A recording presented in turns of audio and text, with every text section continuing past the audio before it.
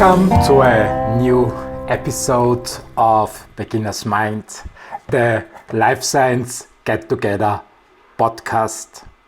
The power of networking is today's topic. Did you know that about 80% of contracts, clients and customers actually come out of existing network contacts? Did you also know that we are heavily influenced by the people around us? For example, there is this proverb on the internet which says we are the average of the 5 people we spend the most time with. Or there is also an interesting study that says that when a friend of a friend of a friend is happy, you in the center of your network have 6% higher chance of becoming happy yourself. It's scientifically proven. In this podcast episode, I will have the chance to discuss these and other topics around networking with one of Europe's best experts on this topic, DARIA TATAJ. Welcome to the show. Thank you very much, Christian. I'm thrilled to be here. That's great. Daria, what's your definition of networking?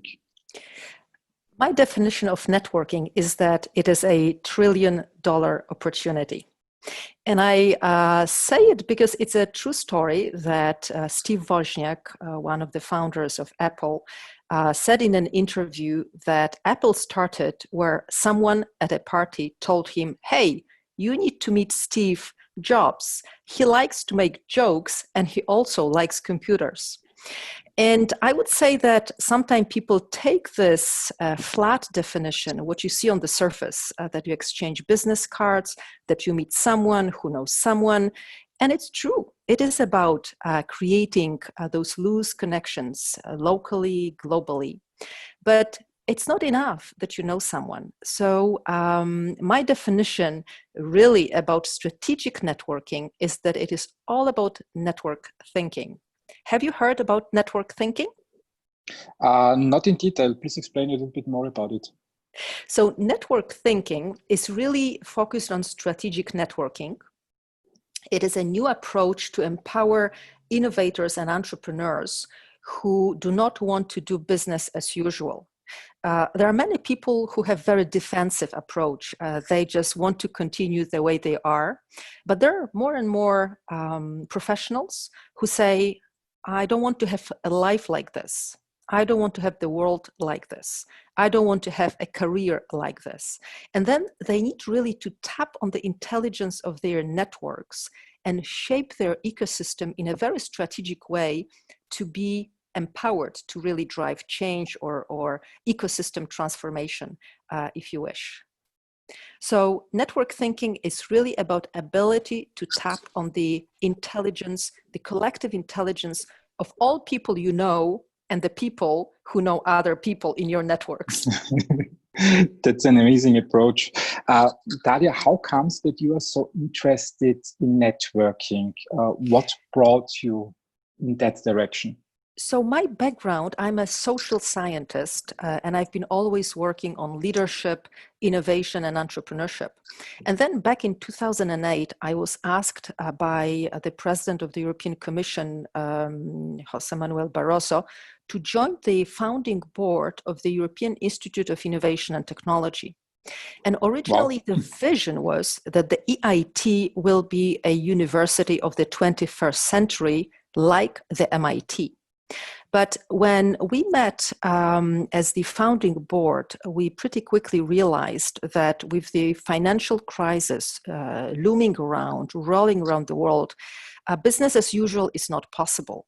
And the only way to turn around the future of a company, of a ecosystem, a regional ecosystem, or a complex ecosystem such as European Union must be based on overcoming silos, fragmentation, on looking for synergies, on really finding a new growth model for Europe. And this is where I really focused on combining this interest in how people behave, how companies grow, how change is managed with networks.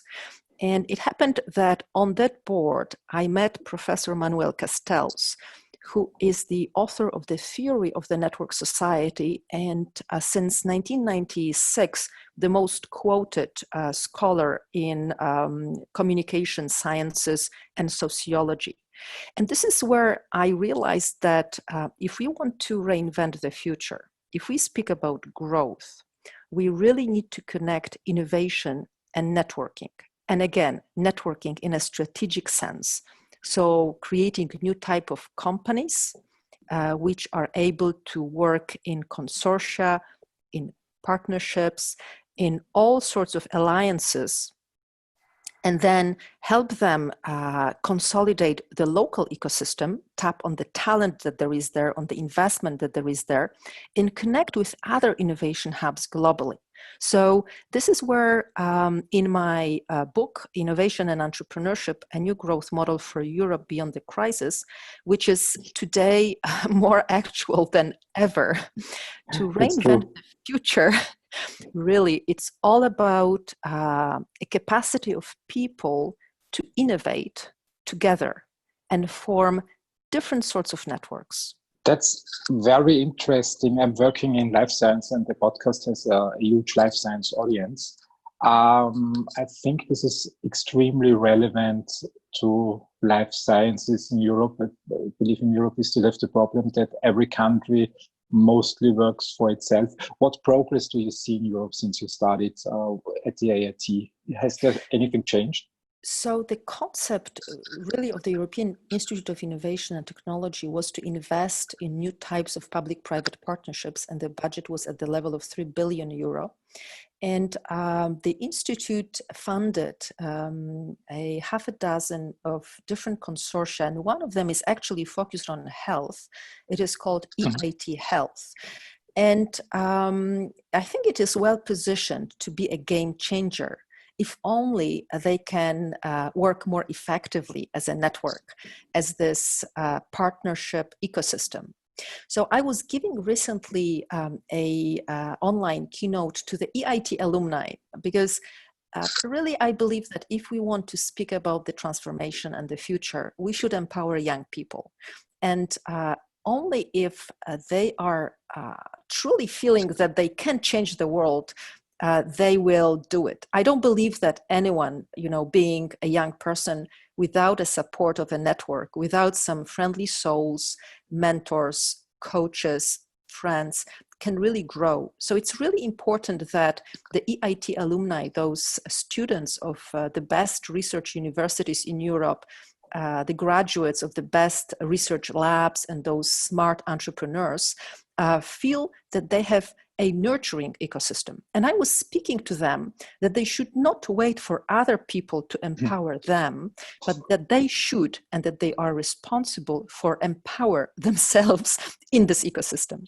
And the way, go ahead. But why is that so important for young people? I mean, when I think back 25 years when I went to the university, it was basically you finished school, you go to the university, then you study 4 to 6 years.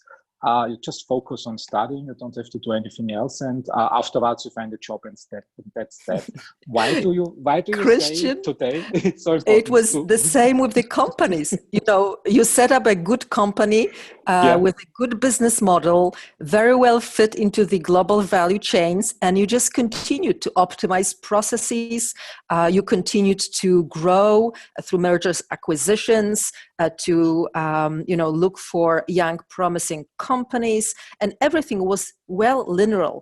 You could say, I have all the career set out, and the company would say, I have all my systems set up. Mm-hmm. But this is not longer true. And when you look at the tourist business, at the transport business, at the Industry 4.0 business, everything is disrupted, and health is not an exception. So business as usual is simply not an option, whether you like it or not. And these young people should take advantage of the crisis that the world is going on through now.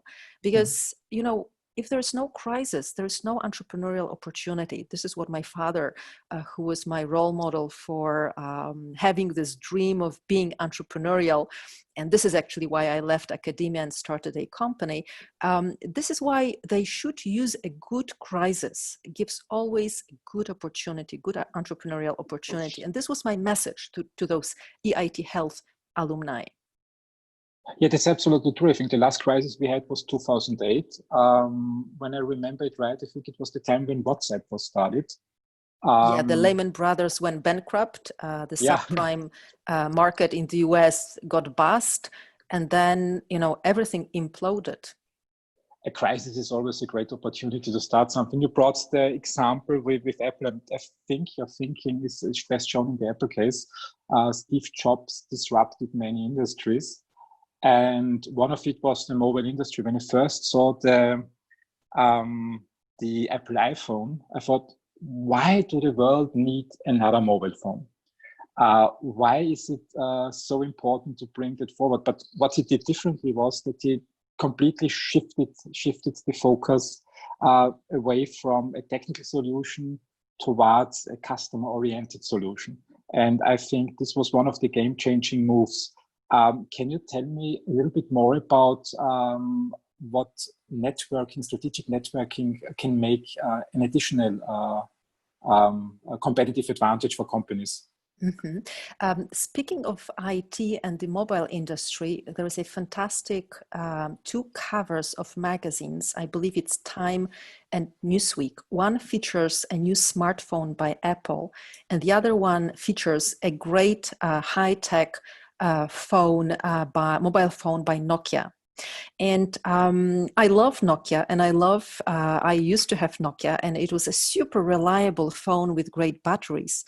But they totally missed out on the opportunity back then in 2007, when Apple just changed the rules of the game. There are many stories how the smartphone was developed, and there is a fantastic film which puts a narrative behind how Steve did it, and the family, the daughter behind, and the company around. But what I want to say is that even if you think there is a new solution needed, and it happens so that you may even know what is needed. Like in today's crisis, we really know that we need a vaccine. We really know that we need new preventive processes, that we need new hygiene standards in all areas of life and work. And we also know that we need a more sustainable future, and that the health crisis we currently have is not only because there is a virus, it's a much broader context because of the loss of biodiversity, because of the pollution, because of the unsustainable climate solutions. And we know that this is a whole complex system. And to transform the whole complex system, if you want to know what to do, you go to the experts.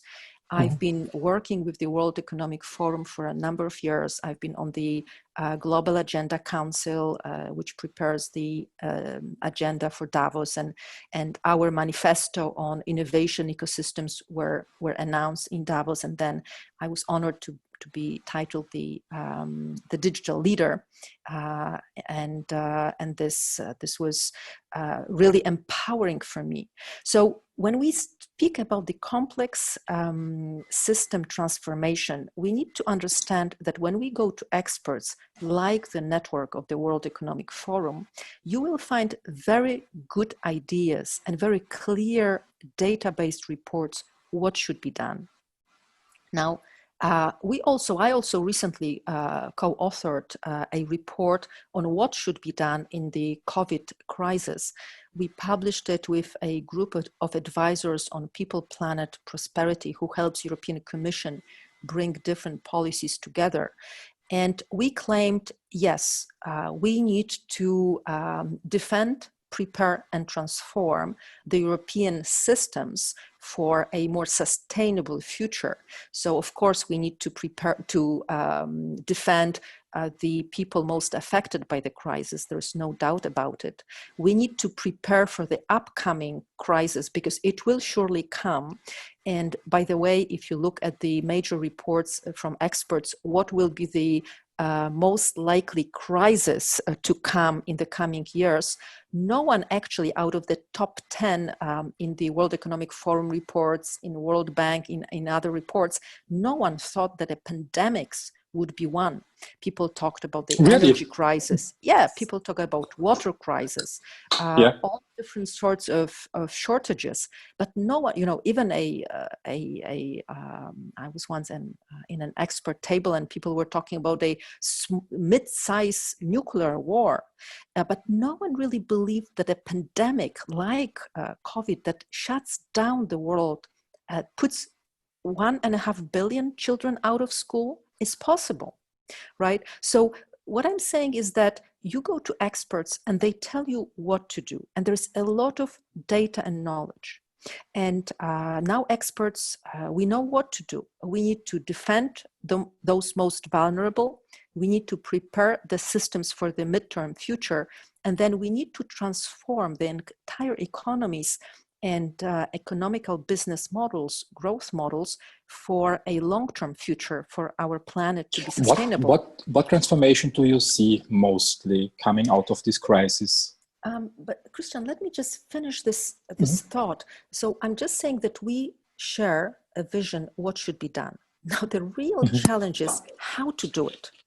And this is why I believe that strategic networking and ability to tap on the collective intelligence, to build partnerships, to work effectively as virtual teams is really critical. And sometimes it's hard to foresee what will be the most urgent problems that will be solved. There is so much redundancy in the system, so much technologies out there, so much smart people, that in those dynamic ecosystems, we cannot really foresee what will come out. What we can do, we can strengthen the skills of people to work together. And if you allow me to come back to this concept of strategic networking, network thinking, and network intelligence, this concept builds on the, on the theory how our society works. And society is something bigger than economy or business. And then on my research on new growth models in the digital economy, and then on the whole body of literature on leadership, team performance, change management. So we started to measure network intelligence, and we have an assessment called the Network IQ Index. And after my startup went through the acceleration program with Johnson & Johnson last year, we've been tested the solutions and with clients in the UK, the Netherlands, and Spain, coming from government, from business, and from academia, from the entire ecosystem. Because again, strategic networking is really about creating a purpose network fit. So you need to understand what is your purpose, and then create a network that is conducive, that is nurturing, that is empowering to achieve this purpose, achieve the success that you have based on the values and meaning that is relevant for you. So it's really, the network IQ is a bundle of 7 core competences for high performance. And it includes 4 leadership profiles. So the network strategist, someone who can understand what is the strategy behind the network? So what are the key communities and who are the key people, the right people as we call them? Then the networker, someone who is able to build those social tissues beyond the organization or across the silos in the organization. Then the person who's an orchestrator, we know all probably, I know that you have a portfolio career, you manage a few simultaneous projects, and we need people who are able to facilitate the flow of work in this ecosystem, and we call them orchestrators. And ultimately, the 4th leadership profile is an influencer. And we're preparing a program called Influencer and Leader, which will help people who already have a network to tap with a new force and use this network, restructure it, and start engaging in a new way to have the right purpose network fit.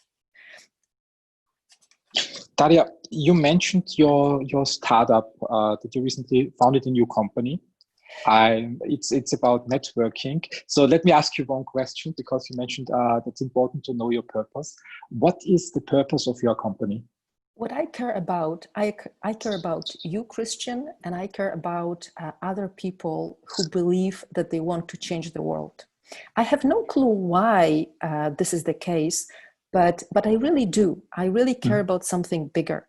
I used to work in venture capital fund and found it fascinated, how you create a high return on investment. I used to work in investment banking, consolidating markets of Central and Eastern Europe. But somehow I believe that creating impact is at least as rewarding as making money. Mm-hmm. And I do care that the methodology that we develop with my team, based on research, on innovation and networks, empowers people to change their future. I want to do it because I changed my future through the capacity to innovate and to network. As you know, I was born in Poland and under communist time. So the last years, the last decades were the most amazing large-scale transformation you can imagine. Mm-hmm. And I was also impatient in my career. I left academia as a very early career researcher. And I think every early young researcher should leave academia and go out there and get the hands dirty and look how the world outside look like. No, it's pretty much the same. I studied business management and thought when you want to learn about business and social systems, companies are the place to be. Actually, I would like to get a little bit back to the purpose question. Yeah. Simon Sinek wrote a book. The title was "Start with Why." So he expresses also on the company level, it's very important to first think about what people or what organizations are doing for the world. Also, Warren Buffett says something similar. He says, "Find your passion." So knowing what a person or an organization is passionate about and what its purpose is really key.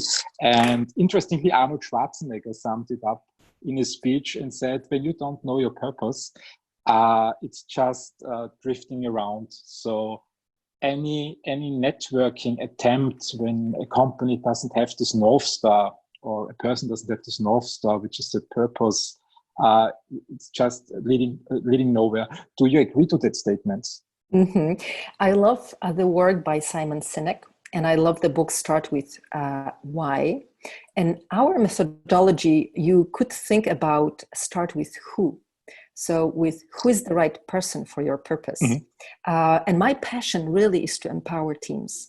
I love the quote that never underestimate the power of a small group of people to change the world. And I really thrive when I see how entrepreneurial teams change the world around. We were recently working with social science entrepreneurs from a very prestigious UK program aspect with the 9 top universities in the UK. And they all wanted to make an impact. They all wanted to make bigger sense of their research than publish yet another paper, which is absolutely relevant and valid. But then, you change the world in academia, not in a broader sense. And coming from a very poor country and seeing how successful we are today, and coming back from a very modest background and seeing how the entrepreneurial passion of my family turned around our future, I want to share this experience in a structured way with many, many entrepreneurial teams and individuals who just think that business as usual is not an option, and by necessity need to reinvent their life or their business, or just have a passion like I do to change the world around. So my passion is simple. I believe in people, I believe that your fund, that your podcast series can trigger change. And through our work at Tatai Innovation and through the network thinking, network intelligence, network IQ, all the processes and toolbox we have, we believe that in those disruptive times, we can give people the structure to know the who's the right person to help them shape their future. You mentioned the toolbox of your company. What is in the toolbox? The toolbox is actually very simple.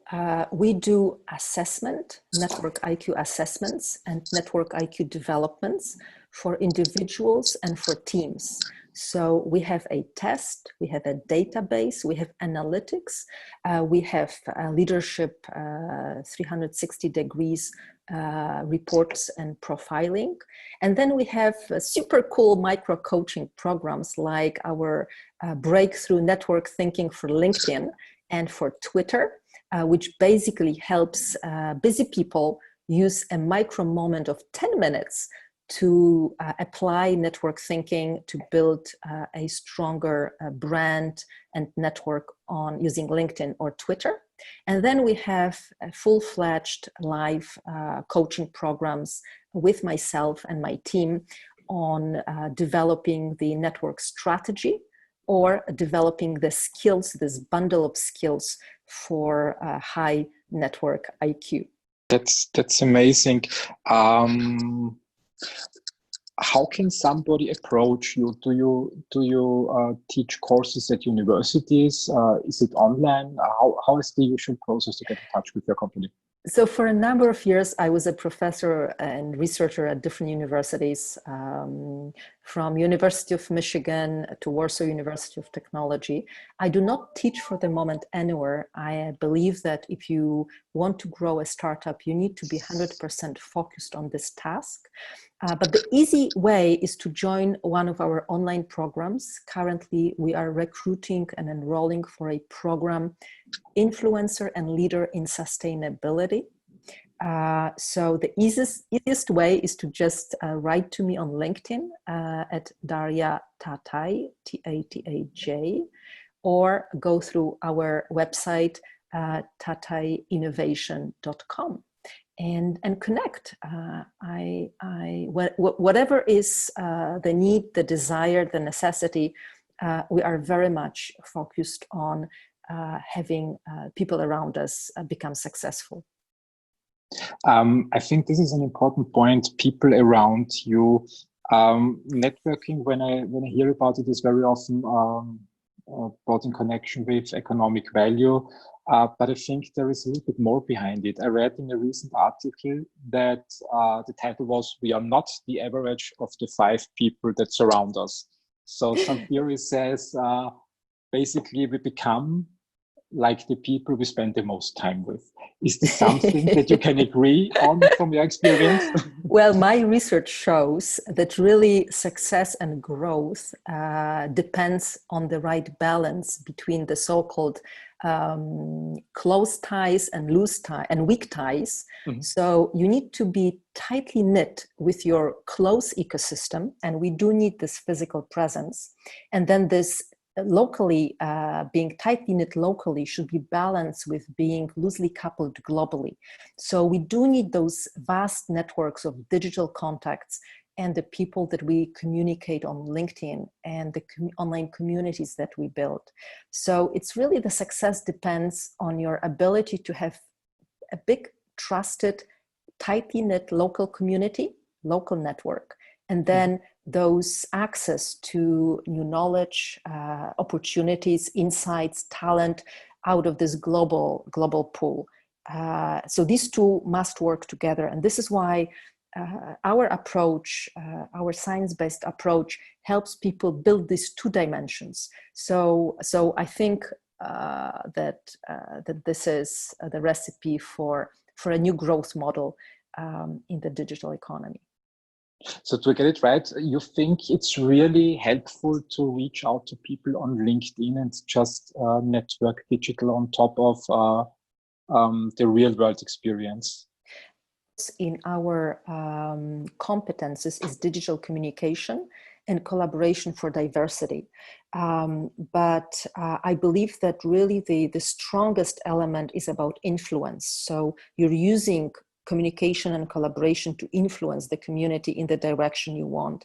And LinkedIn is a fantastic tool to validate your value proposition if you're a startup entrepreneur or an innovator, a researcher who wants to commercialize technology. It's a great environment to recruit people. It's a great environment to find new opportunities, whether clients or job, whatever you look for. And it's actually a very good environment to disrupt. So just an interesting insight from our last year research is that there is a correlation between how people use networking and then their competences. So you can say that almost everyone uses networking to sell. Would you agree? Usually we say, yeah, we're networking to sell, right? And it's very transactional, right? I just, especially when you talk about LinkedIn, I was thinking about Gary Vaynerchuk. Do you know Gary Vaynerchuk? No, I don't. It's an American influencer. He basically started out years ago with wine library. He was one of the first people who tried to sell wine online. And he has grown his business of his family and then went with this experience more towards the social media marketing direction. And he's one of the influencers that says, you don't go online to sell, you go online to provide value first. And you bring something to people to be attractive to people, and then you sell.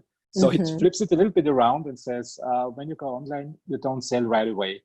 How do you see it? So our research shows that over 75% of people who say they often network, so they use networking, they say they use it to sell. But then interesting is that only 45% of them say that they are successful.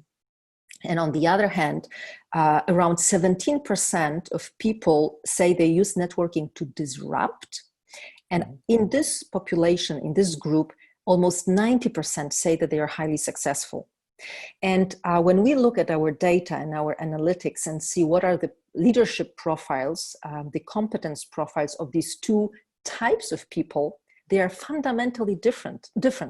So the people who are using networking in a transactional way and find it that they are not successful, they really do not have a network strategy. So they're just crazy around trying to connect and trying to sell, while the people who have the high network IQ and who use networking to disrupt, they really are very strategic, building their networks and tapping on their networks fit for a purpose. The second big difference is about influence. So those people using networking to sell have very low and declare very low level of skills to influence their ecosystem, their networks. And this is just the opposite for those disruptors. And ultimately, the communication, the digital communication, is a big differentiator.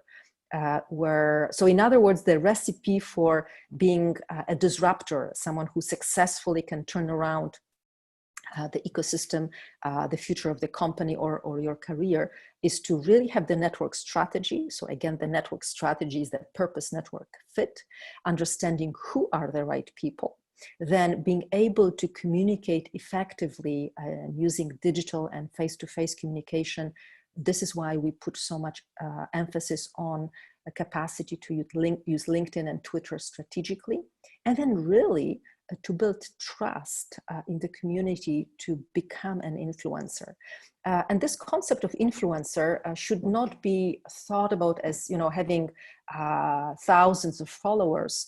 Sometimes you can be a micro influencer or a nano influencer, but it does not mean that people in your community will not give you access to the opportunity.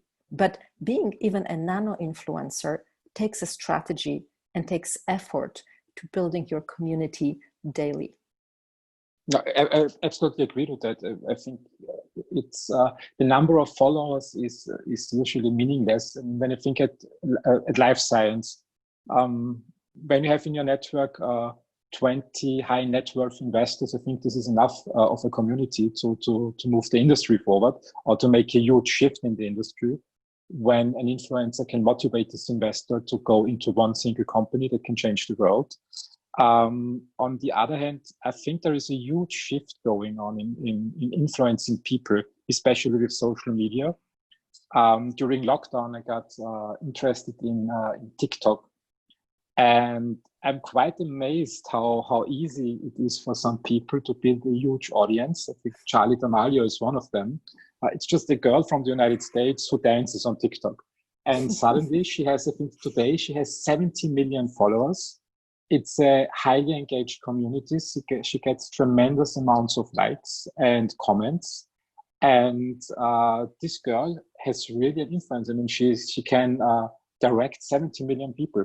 And the most amazing fact is what I read on the internet recently is that per TikTok video, she makes $40,000, which I think is quite amazing. I mean, 2 videos a day, it's $80,000. The question for me is how can scientists make use of these strategies that those influencers at TikTok, for example, or Twitter or LinkedIn make use of for a couple of years right now? What's your opinion? Mm-hmm.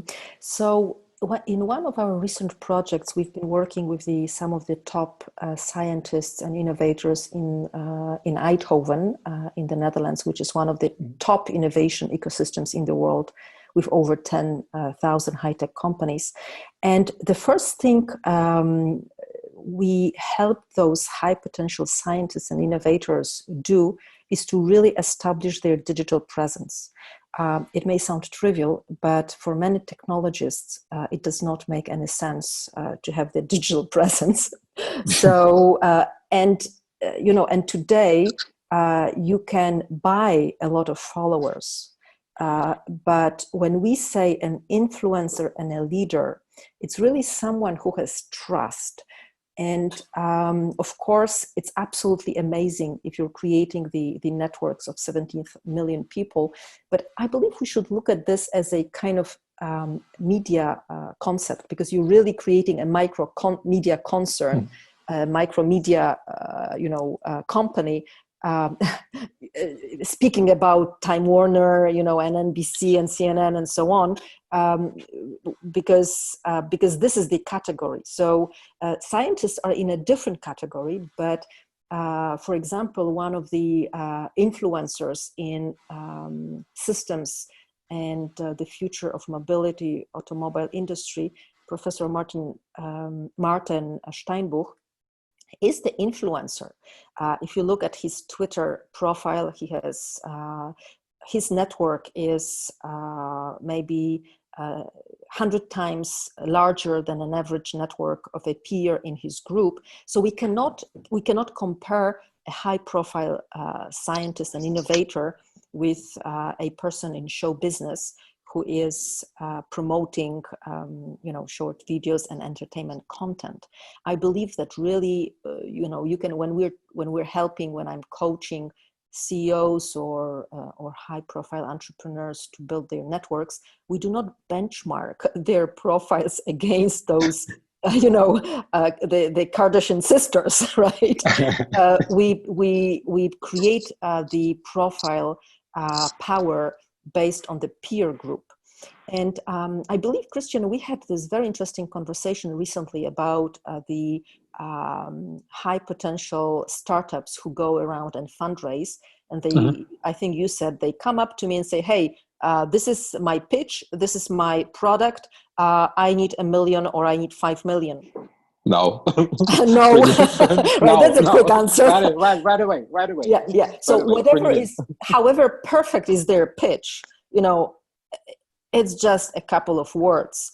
Now, what really matters is their digital brand. And I'm saying digital brand because today, if you're not online, you don't exist. So someone, a young person came up to me at a conference and said, hey, I saw your Twitter profile, so you exist. I thought, Yeah. hey, I thought it's the other way around. I have a profile because I exist, but this is not how the world, works today. So they need to work on their profile, on their digital presence, build rapport, relations with important people, with the right people for their purpose. So if they want to fundraise for their life science startup, they need to build rapport with the investment community, with the right communities, with the potential clients, with the industry, with governments, officials, if this requires permissions. And through communication, this digital communication, you slowly build your status, and with status, you slowly build influence. So then when you come to pitch, you're not no one knows who this is person. You are the who. You are the right person. So one of the most cool shifts which occurred during our programs is that everyone starts with a question, who's the right person? So really, you may be surprised, but this is the question every single person asks in a professional life and in personal life for that matter as well. So who is the right person? And one of the biggest shifts in our programs is that when they realize that it's really the turnaround question, it's who am I the right person for? That you're in the middle of the network and the whole world moves around you, all these people, communities, opportunities. I always say that it's like pre-Copernicus, when people thought that Earth is the middle and center of the universe, right? So you're thinking, I am the middle and center of the network around. And this is not true, okay? So actually, we create a mindset shift and create skills to understand whom you are the right person for. And when you create this mindset shift, you are really strategic about tapping on the potential of your network and building your network with a purpose in mind. I can absolutely agree with that. I like the example that you brought with the startup companies With that go out. Okay. Yeah, that go out. I mean, there were many examples that I like, but this one with the startup company that goes out raising funds, it's really the usual pattern that I experience, especially with first-time entrepreneurs, that they build something and then they come up with I need the money now, so where is the investor? And I think there is a huge shift in the industry. So going out on the market when a company needs money, I think it's too late. So I think it's really important to tap into your programs and projects and answer these questions. Who am I the right person for? Christian, let me add another dimension. We have such a shortage of talent and the world is so diverse. And in many sectors, in deep tech, in venture finance, in startup community, we do see very little number of women, right? Do you see it in your ecosystem as well? I think in life science, I mean, I'm talking from the male perspective, so it might be a little bit biased. But I think it's almost 50-50 in some companies I worked with, it was more women than men. Uh-huh. So I don't know why, but I think life science might be more attractive to women than to men.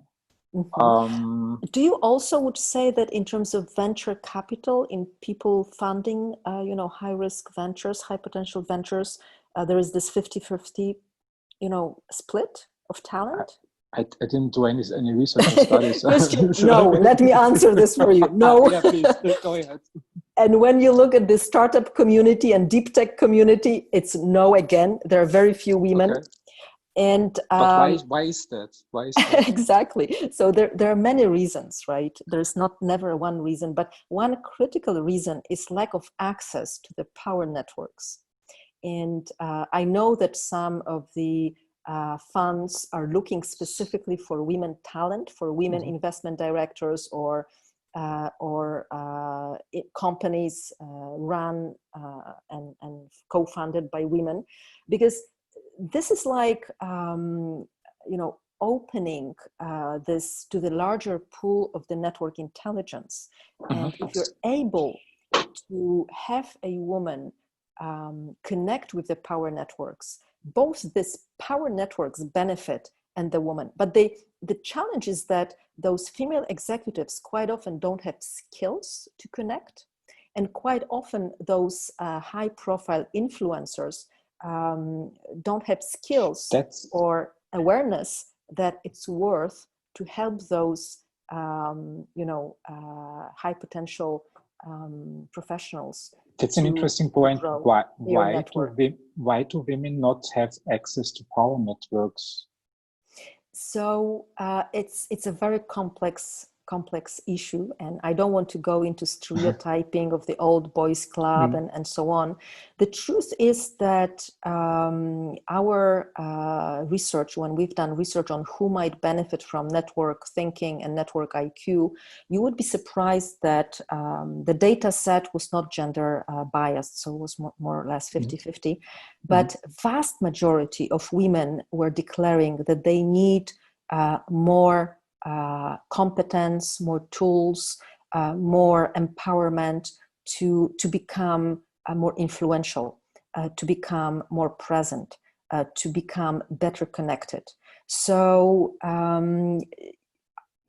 there's a whole body of research on why they're not connected, and a lot of fantastic work done to try to build those women communities and then have individual women connect. For example, I'm one of the investment experts on the European Innovation Council, and the European Commission is very consciously promoting this diversity policy where over 50% of investment experts are women. So it does take an effort to bring in diversity, about all minorities. It's about all different nationalities, that they do need a sponsor to introduce them to the established social systems. And so it's not about women, it's about bringing in a multicultural talent, everyone who's different than the mainstream. I think this is absolutely a good point, and it's necessary to have all people at the table. I think the right decisions only come out of sharing diverse opinions. And when a group of people goes just in one direction, mostly they go wrong. It's just my opinion. It's not based on research. Daria, I think we can speak endlessly. So there's so much nice things to say. Maybe we can do another episode, but we're coming to the end of today's talk. I would like to ask you one final question. So when we just assume that you could go back in time and you could meet your younger self, let's say around 20, and you have the opportunity to give your younger self one advice only. What would that advice be? Can I give two advices? Oh, yeah. Okay. So as a very young student, I went to study abroad. I left Poland, I went to Canada. And I didn't finish my studies there. I returned to Poland. So my advice for every young professional is get the best degree you can get in the best school you can access. So this is absolutely key. Alumni networks are some of the most powerful networks you may have. And sometimes I ask a question to people, Christian, I'm asking you this question. Do you know how do you know that someone graduated from Harvard? I look at LinkedIn. No need. They will tell you before they tell you what is their name. Really? Okay.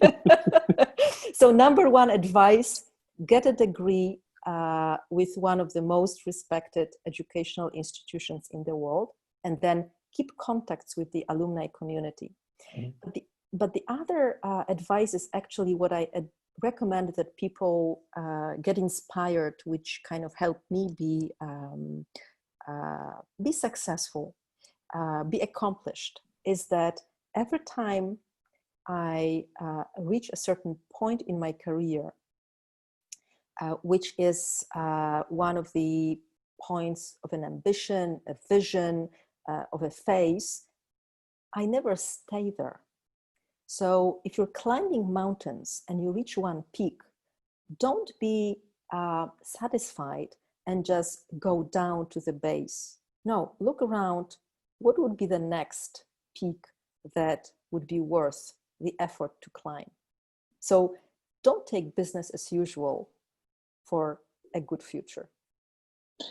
That's amazing advice. Don't rest on your laurels, I think they say in English. Daria, thank you very much for your time and for this amazing talk. I will post your contact data and the links to your company in the description to the podcast episode. And I can recommend everybody who is interested in improving strategic networking to reach out to Daria. It's absolutely worth it. Christian, a pleasure to connect with you, and let's be in touch. Pleasure is all mine. Let's stay in touch. Have a great day. Bye-bye. Thank you very much. Bye-bye, Christian. Thanks for listening. Please share the podcast and make sure you've subscribed. Have a great day.